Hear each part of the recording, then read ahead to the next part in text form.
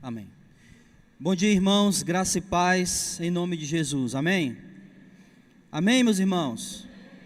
Louvado seja o nome do Senhor. É sempre bom estar aqui com os irmãos, adorando o nome do nosso Deus e trazendo ou tentando refletir acerca da palavra de Deus com cada um de vocês. Eu espero que esse momento aqui seja um momento de aprendizado para todos nós, que a gente possa refletir na palavra de Deus, ver o que a palavra de Deus, ouvir o que a palavra de Deus, entender o que a palavra de Deus tem a nos ensinar. Então, você já está aí com a sua Bíblia aberta, né, em Efésios capítulo 2, a gente vai refletir um pouco sobre isso, e eu queria começar aqui, meus irmãos, falando a respeito de uma conversa. Eu recentemente, numa conversa com uma pessoa, e essa conversa, o assunto dessa conversa era compromisso com Deus, com as coisas de Deus, com tudo que diz respeito à igreja, ao reino de Deus e tudo isso. E a maneira como essa pessoa falava a respeito desse tipo de assunto, que é o compromisso com Deus, com sua palavra, com o reino de Deus, com a igreja, era como se essa pessoa dissesse que no momento agora, naquela situação que ela estava vivendo de vida, ela estava sem tempo para essas coisas. Ela não tinha muito tempo para ter compromisso com a igreja, com o reino de Deus, com as coisas de Deus. Muito embora ela reconhecesse que estava em falta, ela reconhecesse que precisava, pelo menos na mente dela, arranjar um tempo para Deus, arranjar um tempo para se comprometer mais com as coisas de Deus. Esse tipo de postura, de atitude em relação às coisas de Deus, que tipo de postura? Quando a gente pensa que a gente precisa achar um tempo para as coisas de Deus, como se as coisas de Deus fossem para nós mais um compromisso na agenda, dentre todos os outros compromissos que a gente já tem durante a semana, a igreja, Deus, o culto, os irmãos, as coisas relacionadas ao reino de Deus, seriam simplesmente mais uma coisa, mais um compromisso, mais uma lista na nossa agenda. Quando nós temos esse tipo de pensamento em relação às coisas de Deus, isso é um perigo. Isso é muito perigoso.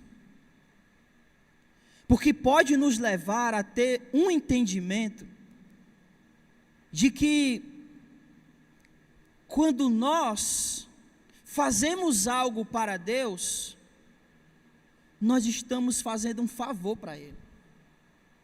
Porque afinal de contas eu tirei um tempo da minha semana tão corrida para estar aqui.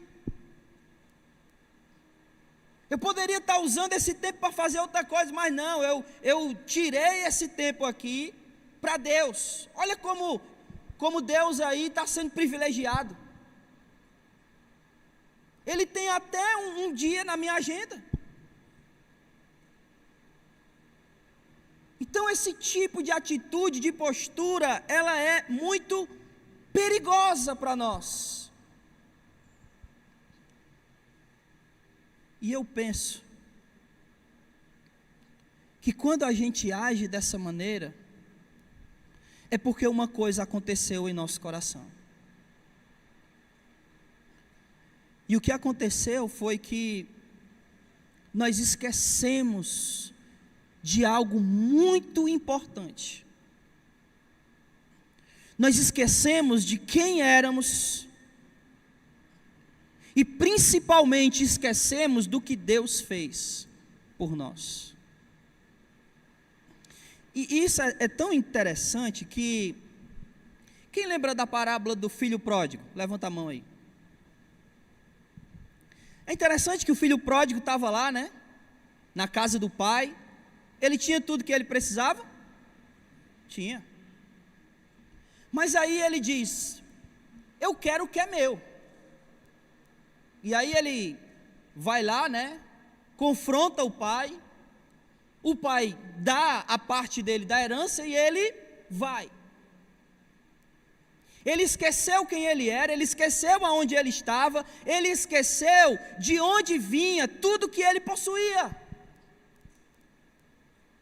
E ele só lembrou de tudo isso quando ele já não tinha mais nada.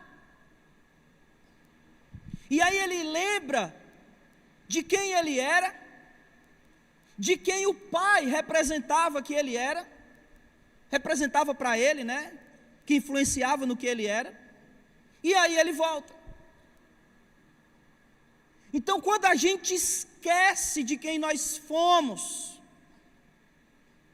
e esquecemos do que Deus fez para nós, isso causa em nós algo muito perigoso, que é o fato de acharmos que merecemos alguma coisa, de que quando nós fazemos algo para Deus ou para a igreja, fazemos porque, sabe, eu sou importante e aí eu estou tirando tempo da minha agenda para Ele.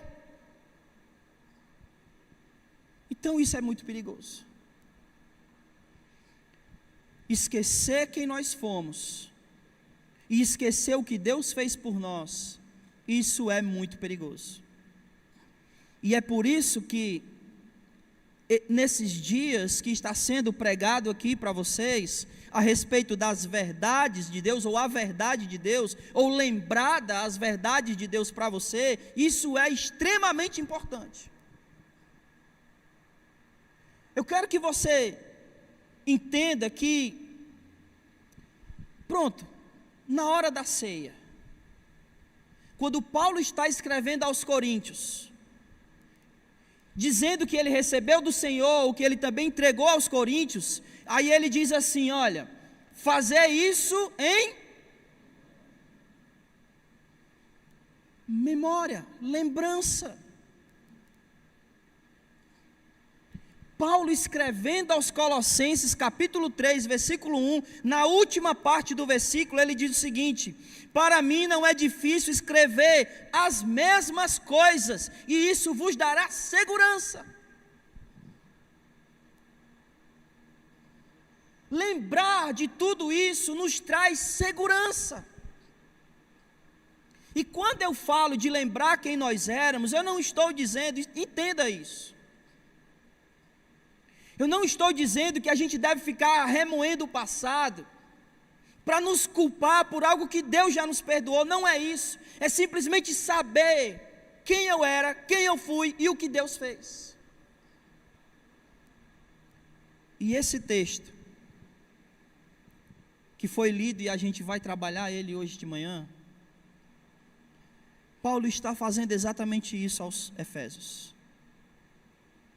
Está lembrando a eles quem eles foram, e está lembrando a eles o que Deus fez por eles.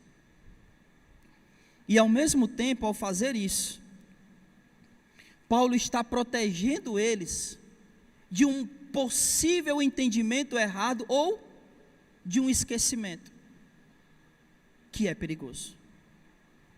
Amém? Amém, irmãos? É isso que nós iremos fazer a partir de agora. Então, Efésios capítulo 2, por favor, acompanhe comigo aí, versículo 1.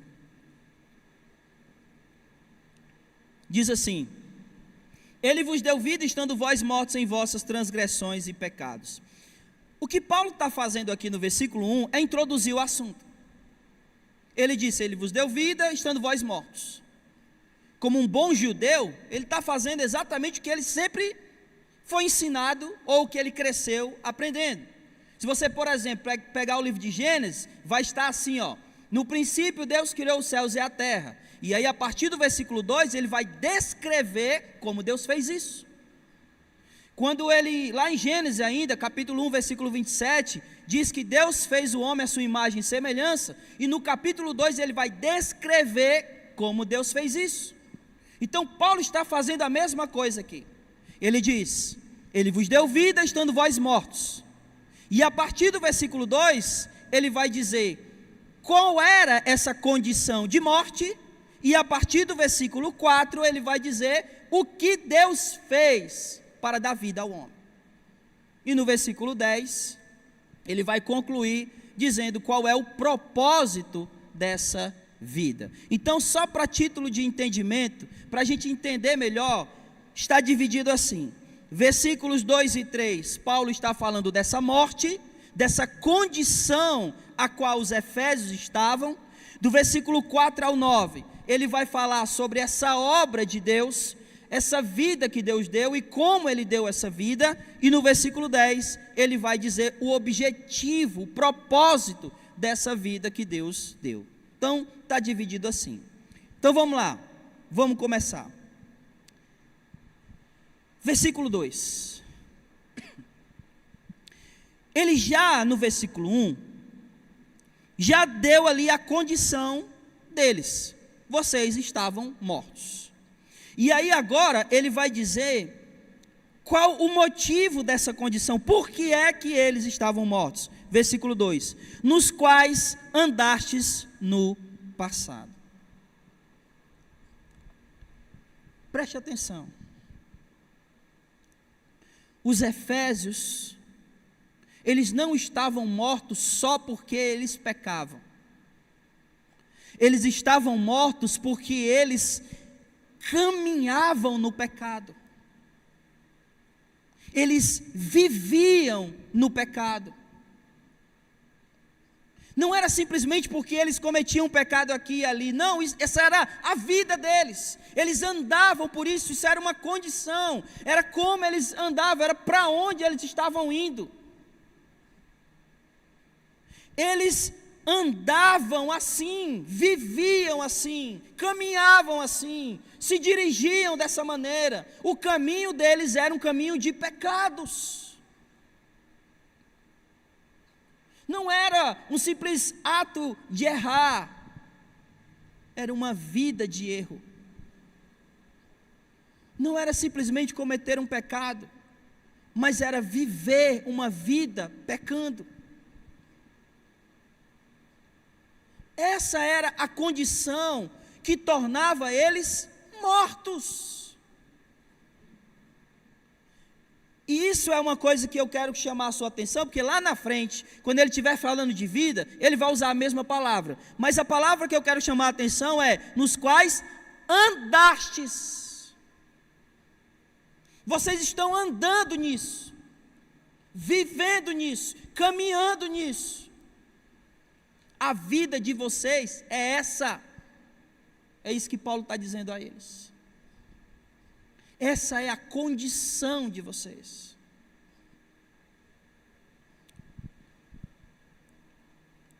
Deixa eu tentar explicar isso de uma maneira bem mais clara.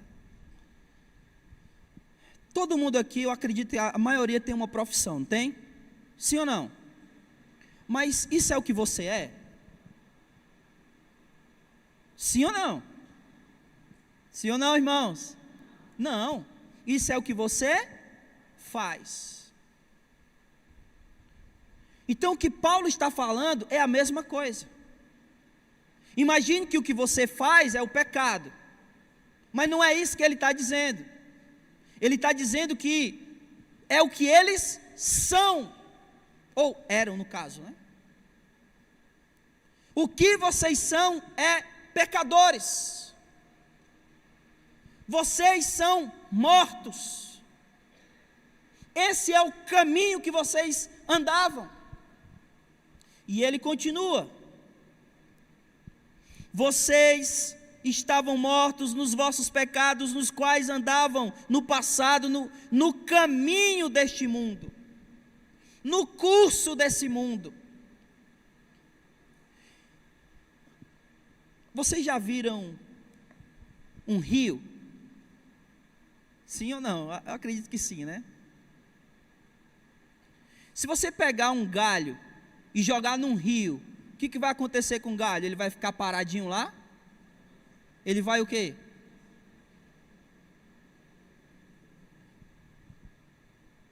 preste atenção. O galho tem opção?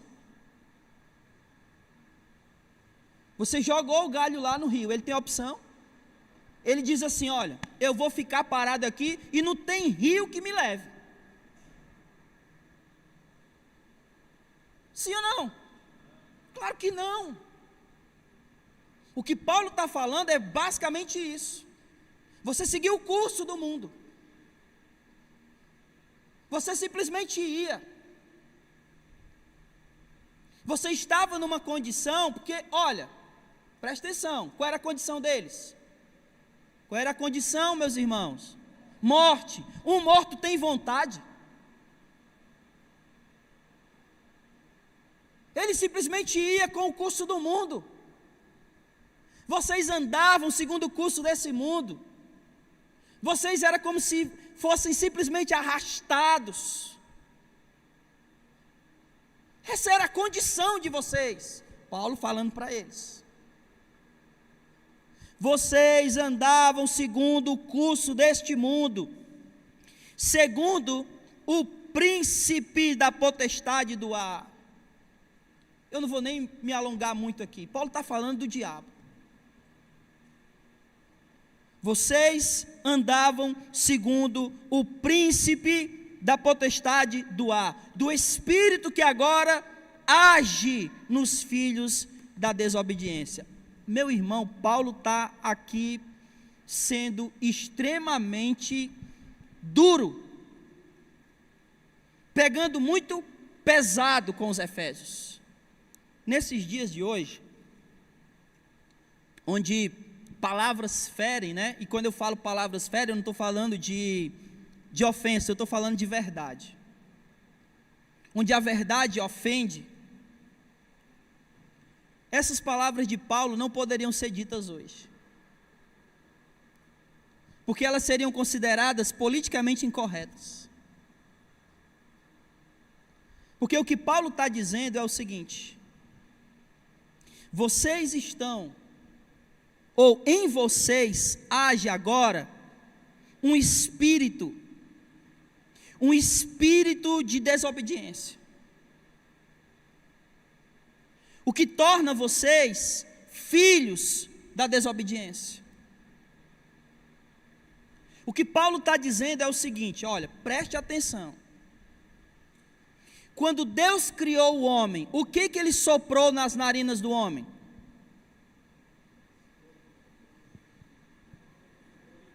O Espírito. E isso fez com que aquele homem se tornasse filho de Deus. Se o Espírito que age não é o de Deus, isso torna essa pessoa filha daquele que deu esse Espírito. Vocês estão entendendo isso? E de quem é o Espírito que Paulo está dizendo aqui que age nos filhos da desobediência? E preste atenção, ele está usando essa expressão, filhos da desobediência, como se a desobediência fosse uma pessoa. E de fato é. Vá para João capítulo 8, por favor, bem rapidinho.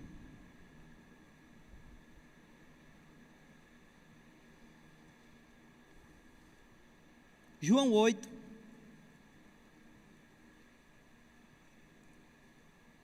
Abriram?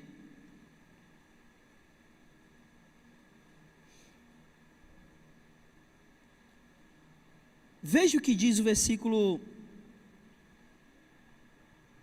43.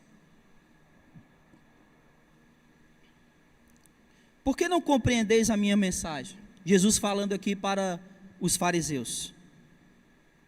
É porque não suportais ouvir a minha palavra. Versículo 44. O vosso pai é o diabo, e quereis satisfazer-lhe os desejos. Ele foi homicida desde o princípio, e não se firmou na verdade, pois nele não há verdade. Quando ele mente, fala do que é próprio, porque é o pai da mentira, ele é mentiroso. Jesus está dizendo isso porque eles haviam dito que Deus era o pai deles. Versículo 41, lá no final: temos um pai que é Deus. E Jesus está dizendo para eles que o pai deles é o diabo. E aí, aqui em Efésios, Paulo está dizendo que eles eram filhos da desobediência, filhos do diabo, que é aquele que desde o princípio desobedeceu. Não é isso que ele falou em João 44? Ele foi homicida desde o princípio, desobedecendo o mandamento de Deus.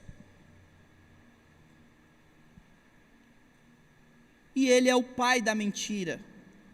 Como foi que o pecado entrou no mundo? Quando o diabo mentiu. E todos aqueles que vivem no pecado, que caminham segundo o curso deste mundo, são filhos da desobediência. Paulo, em outras palavras, está dizendo: o espírito que atua, ou que atuava em vocês, era o espírito do príncipe da potestade do ar, o diabo. E vocês são filhos deles. Eram filhos dele. Por isso que eu disse que essa palavra que Paulo está dizendo é dura, e que ela não seria dita, não seria ouvida hoje, mesmo que ela seja verdade. O espírito do diabo agia em vocês, e vocês eram filhos dele. Ele continua, versículo 3: entre os quais todos nós também antes andávamos. Olha a palavrinha de novo aí. E aqui é o ponto chave dessa primeira parte. Quem era filho do diabo? Em quem agia o espírito do diabo? Em quem? Nos Efésios? Somente? Em quem? Em quem? Em todos. Em todos que andavam segundo o curso do mundo. Isso inclui a mim. Isso inclui você. Todos estávamos assim. Todos estávamos nessa condição. Esse é o ponto de Paulo aqui. Vocês eram mortos, viviam dessa maneira, andando dessa maneira, nessa condição, agindo segundo isso, vivendo segundo isso, e eram filhos do diabo.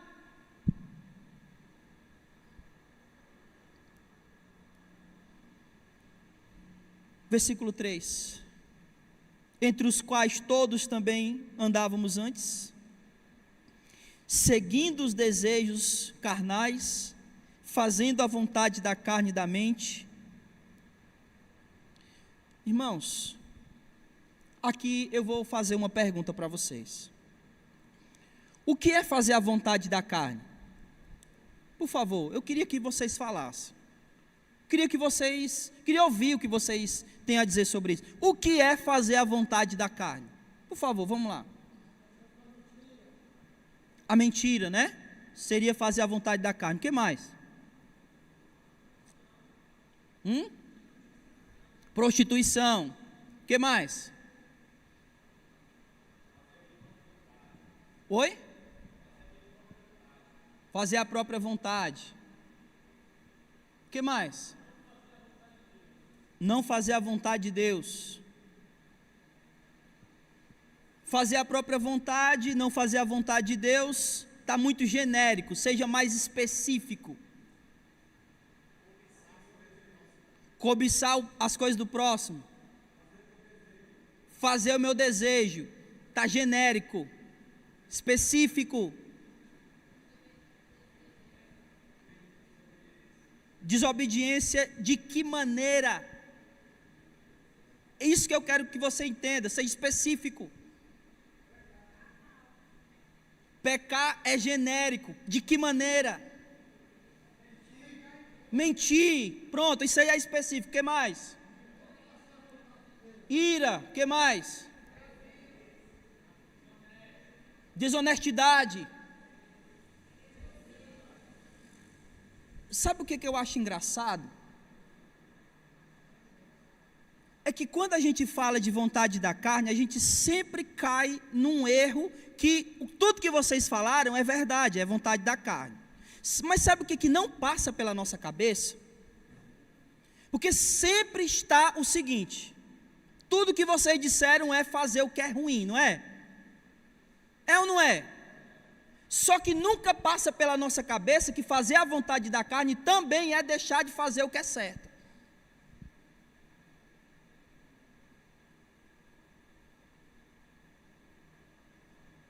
Tiago diz que aquele que sabe que deve fazer o bem não faz, nisso está pecando. Então fazer a vontade da carne não é só fazer o que é errado, é deixar de fazer aquilo que é correto. Então nesse sentido é engraçado, né? A gente sempre fala, e tudo que vocês falaram é verdade, mas engraçado que nesse meio não está a preguiça.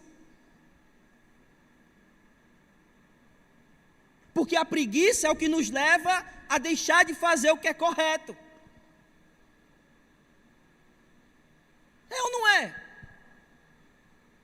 Ah, eu não orei hoje, por quê? Porque eu estava com preguiça. Eu não vim para o culto, por quê? Porque eu estava tão, sabe assim, cansado. E isso é fazer a vontade da carne, é o que o irmão falou lá. É deixar de fazer a vontade de Deus. Meu irmão, fazer a vontade da carne é deixar de congregar. Abre em Hebreus 10. Não quero me alongar muito, mas abre em Hebreus 10. Você acredita que Hebreus aí é a palavra de Deus? Sim ou não? Sim ou não? Lê o versículo 25.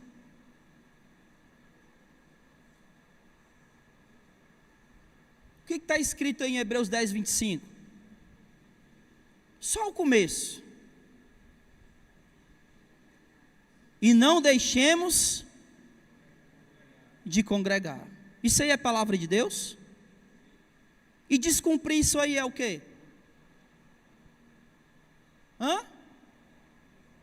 Pecado. Fazer a vontade da carne é também deixar de fazer o que é correto. O que a gente sabe que deve fazer.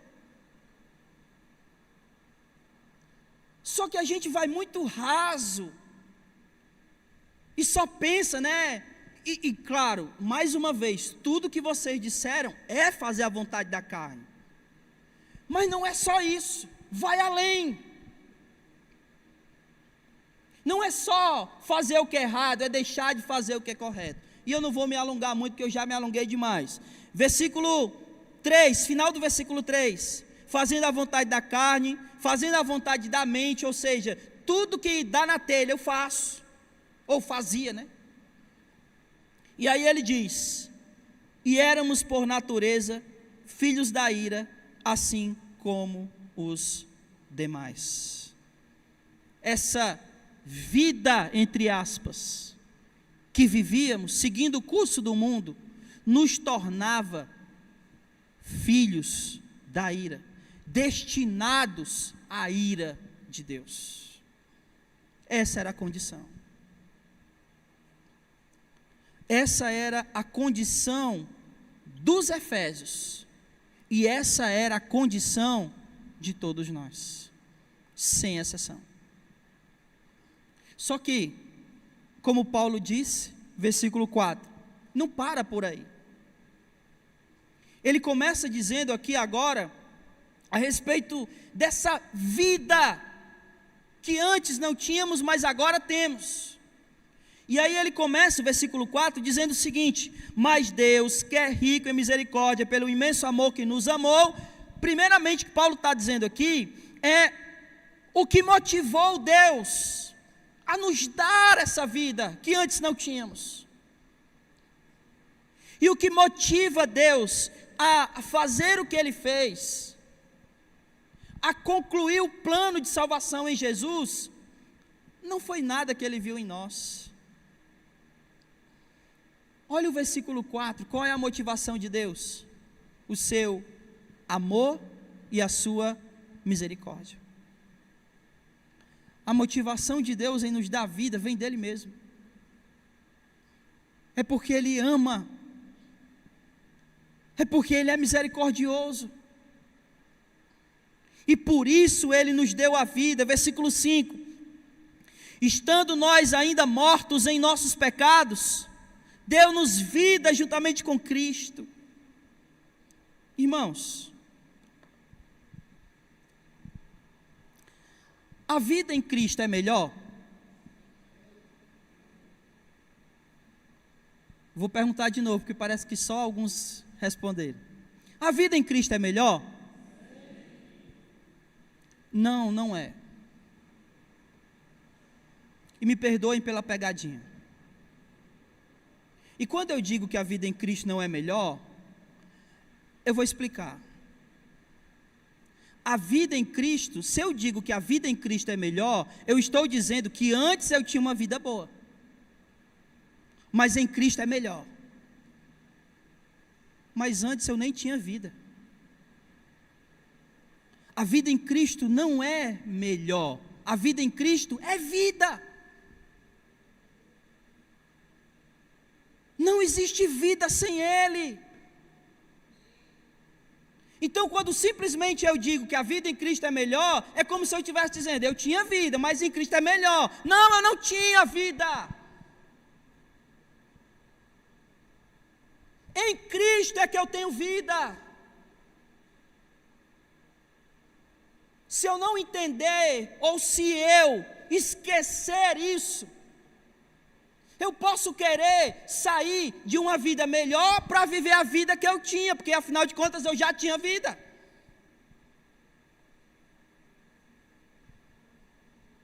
Em Cristo não é uma vida melhor, em Cristo é vida, sem Ele não tem vida.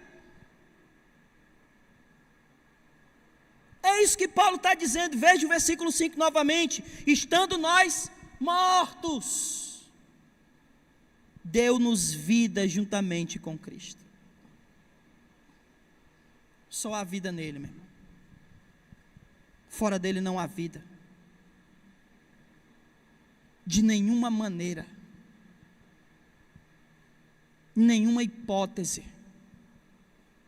É só em Jesus que temos vida. E fora dele é morte. É uma condição de morte.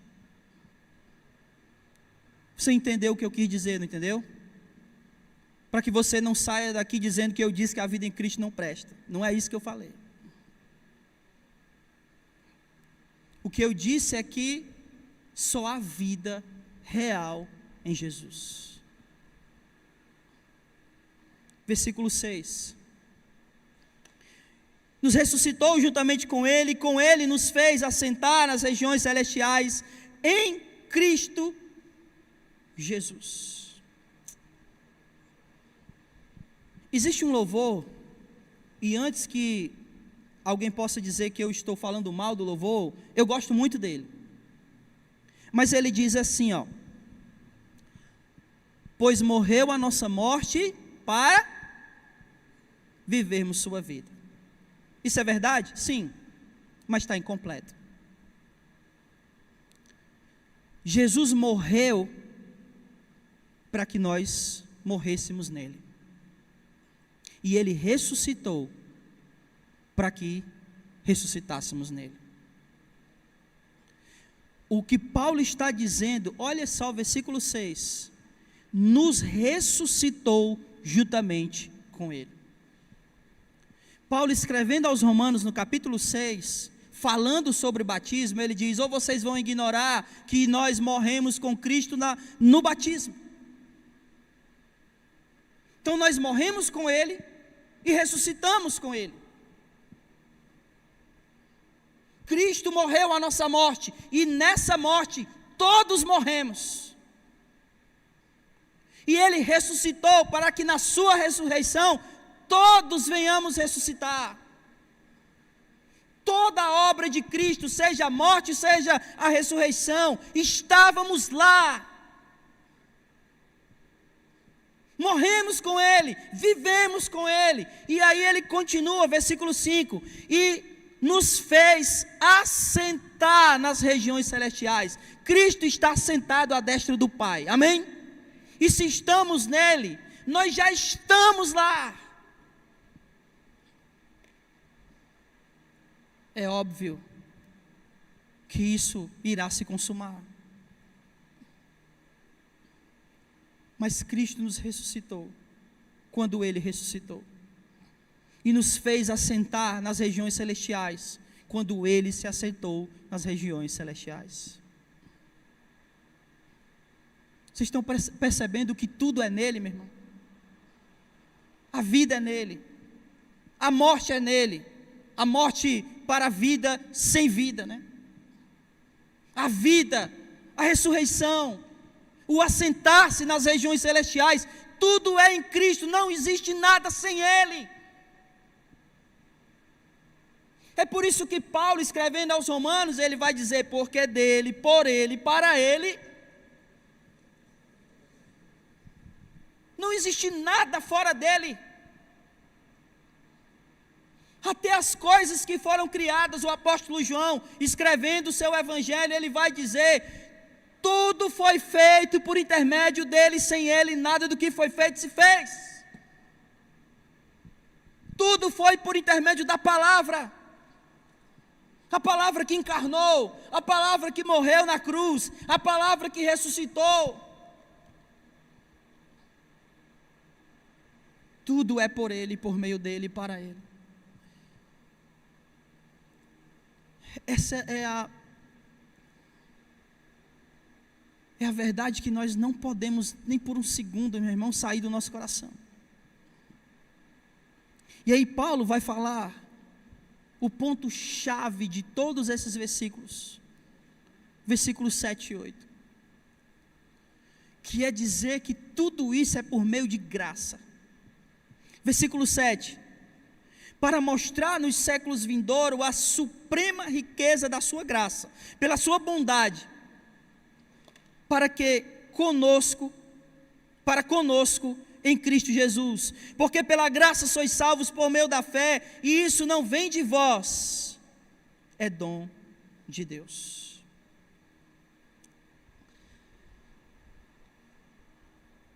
Nós entendemos muito errado sobre graça.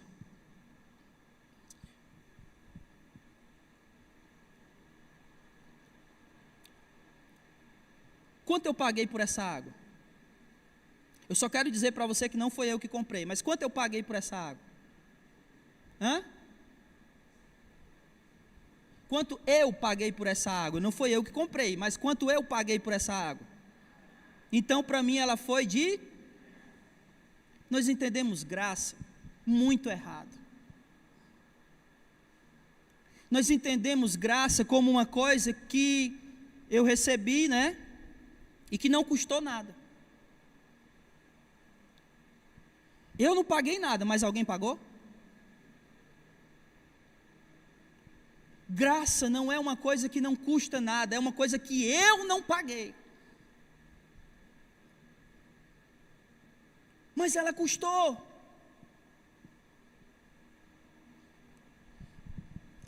Olha, preste atenção.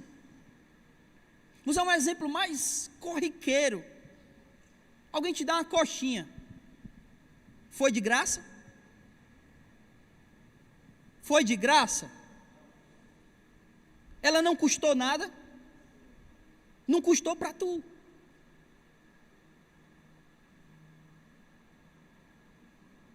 Então a graça é algo que não custou para mim, mas tem um preço.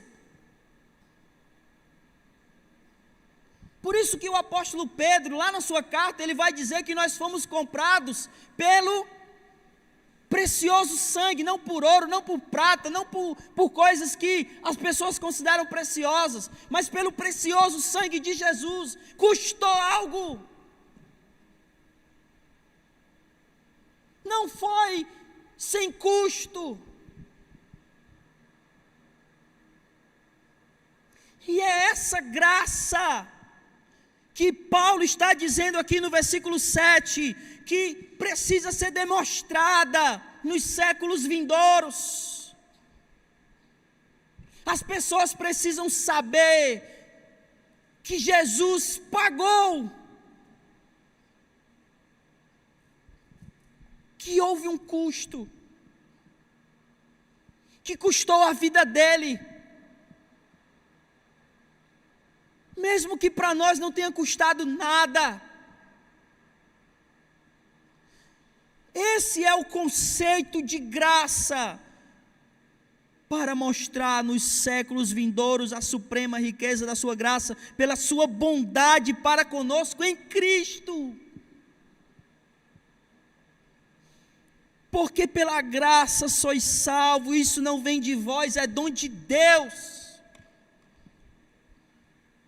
Deus nos deu um presente, que é a vida, mas isso não foi sem custo. A gente costuma, dizer que as coisas que a gente obtém, que a gente recebe, que não nos custa nada, a gente não valoriza. Não é verdade? E geralmente não é assim. Imagine que você, trabalhou 5 anos inteiros para comprar uma moto. 5 anos. Como é que você vai tratar essa moto? Vai botar ela para dormir na cama contigo.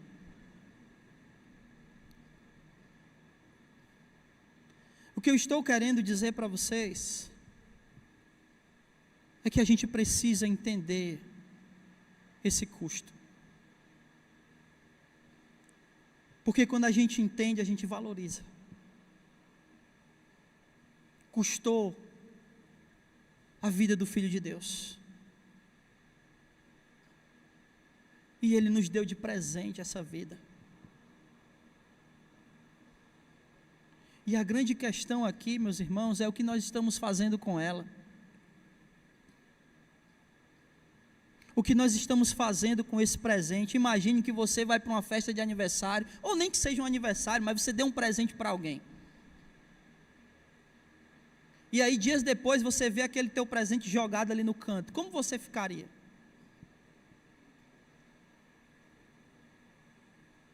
Você deu com tanto amor, com tanto carinho, e a pessoa simplesmente colocou no canto, desprezou.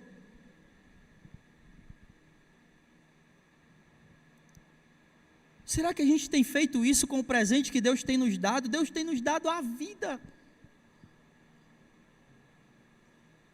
E como é que a gente tem agido? Como é que a gente tem tratado esse presente? Desprezado ele de canto, achando que somos merecedores. Quando a gente faz algo para Deus, a gente está fazendo demais. Deus nos deu essa vida que não foi sem custo, mas Ele nos deu esse presente. Versículo 9, não de obras para que ninguém se glorie. E aí Paulo fecha aqui essa parte do que Deus fez por nós. Estávamos mortos e Ele nos deu vida. Mas Ele não deu uma vida sem dar um propósito. Deus nos deu um presente, e juntamente com esse presente, Ele nos deu um propósito. Versículo 10. Nós somos feitos por Ele, criados em Cristo Jesus, para quê? Para quê? para boas obras. E aqui, eu queria mais uma vez fazer uma pergunta. O que é boas obras? O que é boas obras? Meu irmão, eu estou aqui para fazer você pensar. Você tem que pensar. O que é boas obras? Eu quero ouvir vocês. O que é boas obras?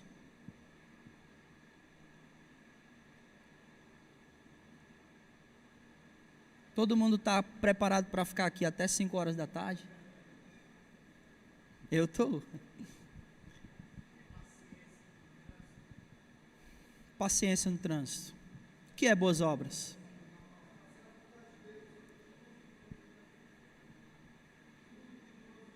Tudo que glorifica a Deus. O que é boas obras? Vocês estão mais uma vez sendo genérico. Anunciar o evangelho. Hã? Ajudar as pessoas. O que é boas obras?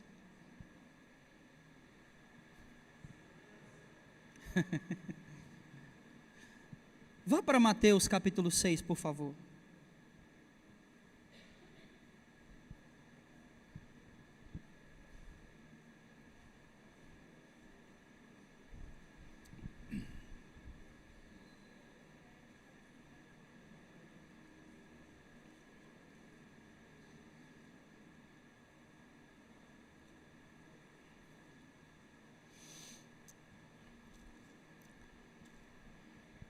Versículo 1, e eu quero que você note uma coisa comigo, tá? Juntamente comigo. Olha o que Jesus vai falar aqui no capítulo 6 de Mateus. Versículo 1. Cuidado para não praticar o quê? Boas obras. Presta atenção. A fim de serem vistos pelos homens. Guarde essa frase. A fim de serem vistos pelos homens. Cuidado para não praticar boas obras, a fim de serem vistos pelos homens. Aí, a partir do versículo 2, ele vai dizer o seguinte, ainda no versículo 1, do contrário, não tereis recompensa do vosso Pai que está no céu. Guarde também essa frase. Ter recompensa do Pai que está no céu. Ele vai repetir essa frase de algumas outras maneiras, mas vai repetir durante quase todo o capítulo 6. Mas preste atenção.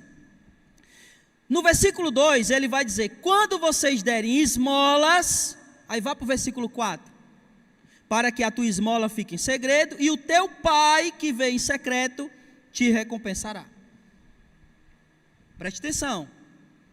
Cuidado para você não fazer boas obras, para ser visto pelos homens, que seja recompensado pelo teu Pai que está vendo. Aí no versículo 2, ele vai dizer que boas obras é dar o quê? Esmolas, e o Pai vai ver em secreto. Versículo 5, quando vocês orarem, não sejam hipócritas. Versículo 6, mas quando orar, fecha a porta, ora teu Pai que está em secreto, e o teu Pai que vê em secreto te recompensará. Versículo 16, quando jejuarem, não vos mostreis entristecido. Versículo 18, para não mostrar aos homens que está jejuando, mas para teu Pai que está em secreto, e o teu Pai que vê em secreto te recompensará. Nesse contexto, Jesus está dizendo que boas obras é o quê? Dar esmola, orar e jejuar. Em outras palavras, boas obras não é só fazer coisas boas aos outros, mas é manter uma disciplina espiritual. Seja em oração, seja em jejum, seja em leitura da palavra, seja na comunhão com os irmãos.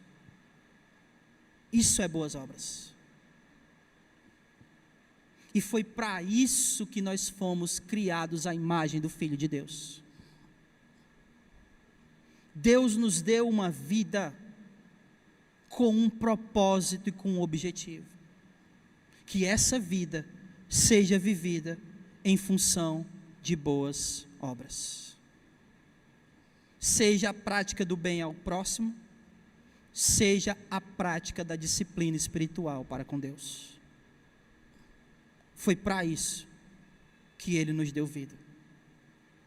E quando descumprimos isso, estamos na contramão do propósito de Deus. Para concluir, lembre-se de duas coisas. Não esqueça de quem você era e do que Deus fez por você. E também não esqueça do propósito de Deus para a sua vida. Quando nós esquecemos de quem éramos, mais uma vez, não para ficarmos nos culpando pelo que fizemos, porque Jesus já nos perdoou, mas para sabermos de onde a gente veio e o que Deus fez por nós, para não corrermos o risco de nos acharmos ingratos, tal qual o filho pródigo. Que isso nunca saia da nossa mente. E nós devemos lembrar que Deus nos deu um presente, não sem custo. Custou a vida do seu filho, mas Ele nos deu de graça. Ele nos deu sem que a gente precisasse pagar, porque o Senhor pagou em nosso lugar. Não esqueça, a salvação é pela graça. E agora, nós temos esse caminho a percorrer. O caminho o qual nós devemos viver, que nós devemos seguir, é o caminho da vida. Lembre-se, Jesus disse que Ele é o caminho, a verdade, a vida. Esse é o caminho que todos nós devemos seguir. Nunca esqueça, a salvação é pela graça, e ela é um dom, é um presente de Deus.